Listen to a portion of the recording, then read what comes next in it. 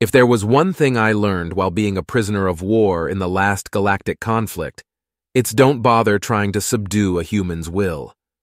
Ever. A combination of willpower, stubbornness, and spite will cause them to go out of their way to annoy you. I shared a cell with a human. They were a solidly built yet still lanky being, with red hair the same color as Sol 4's deserts. Maybe they came from there, I don't know.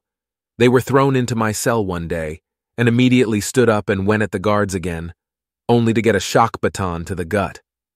The first few hours of their stay they spent pacing and muttering in an agitated tone, though I couldn't understand a word they said. The days rolled by with the routine never ending. Wake, eat, exercise, eat again, go back to our cells, wait until nightfall to sleep. The monotony evidently began to grate on the human, and they began to sing during our downtime.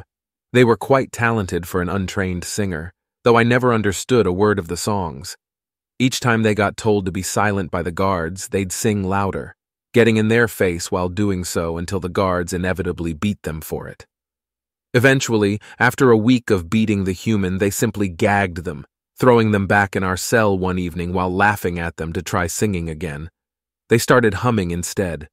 This time the guards broke their jaw, probably thinking they were making the sound with their mouth, but it didn't stop them from humming.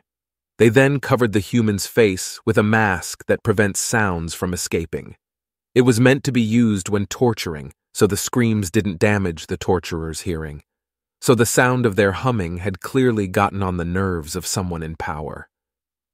After that, a rumor spread through the block like wildfire. The guards had been told they weren't allowed to beat the human anymore. They'd already received more beating than the rest of the prisoners combined, and they'd only been here about a week and a half. Plus, the warden was worried that if any news of their treatment of the human was leaked, the Human Federation would make this prison a higher priority.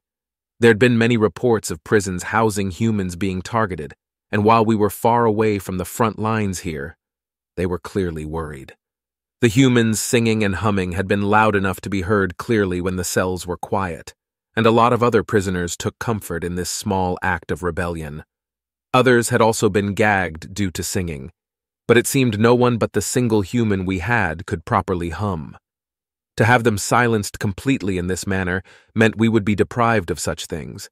Their songs had given us some form of hope, as silly as it sounds. With the mask on their face, I assumed they'd be at least somewhat placid, but I soon got a lesson in human stubbornness. A couple days later, they smuggled the cutlery from lunch back into the cells and began whacking it against various things in the cells. The different objects produced different notes, and soon they were back making music again.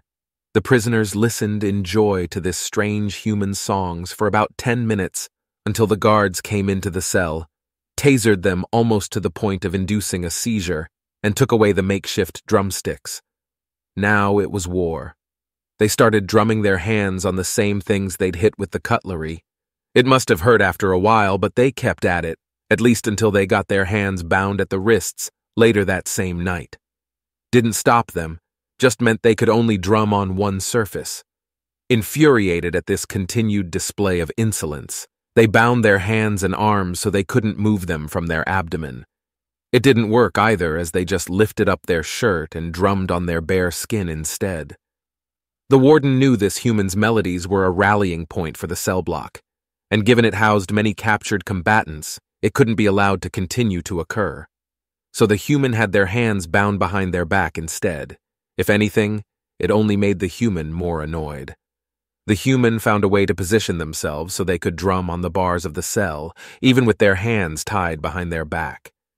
The spiteful grin they displayed when they worked that one out was positively mischievous. Sadly, it lasted all of about an hour before the guards batoned the human again and bound them with their hands holding their wrists. The device they were bound with was used to retrain dangerous prisoners during transport, and effectively encased the human's arms all the way up to their elbows. No more drumming for them. No more songs for us. At least that's what we thought.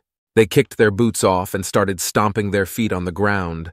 Slowly at first, but the melody picked up speed. The other prisoners soon perked up that their bard was playing. But they weren't the only ones. The guards had collectively had enough. They marched on our cell and stood outside in full riot gear, reading to beat this human to a pulp no matter what the warden said. But before they could even get the gate open, so many things happened at once that I can only list them and hope you can picture the scene.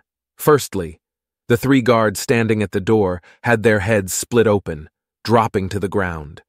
This caused the remaining guards to reflexively step back as a single unit, until a gravity net was dropped on them that dragged them down to the floor one by one as their strength failed them.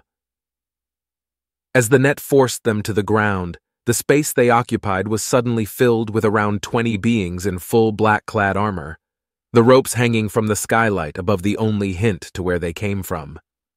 As the cell doors up and down the block were opened and the black-clad figures dispersed to deal with the other prisoners, one of them moved into our cell and began removing their helmet. They were a human as well and had the same rust-red hair that our human did. They both seemed to recognize the other, so I think they were related. Our human's restraints were quickly removed, and they embraced their rescuer, laughing and joking. They were the happiest I'd seen them the entire time I'd known them. I wonder what became of them. After they took the prison, they shipped us all back to our home planets, except for the human. Last I saw of them, they were dressed in the same black armor as the others, evidently choosing to return to the ongoing war.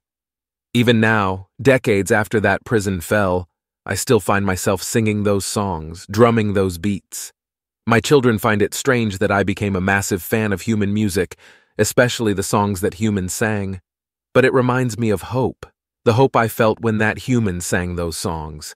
The hope they gave to all of us trapped in there light years away from our homes and families. One human's willpower, stubbornness, and spite kept an entire cell block sane for 2 weeks until his people came to free us all. His songs allowed us to hope again, allowed us to remember a time outside of a place that some of us had been in for years. I owe that human the life I have now, and I will ensure my family remembers those songs in this story so that they too can spread the hope that human gave to us.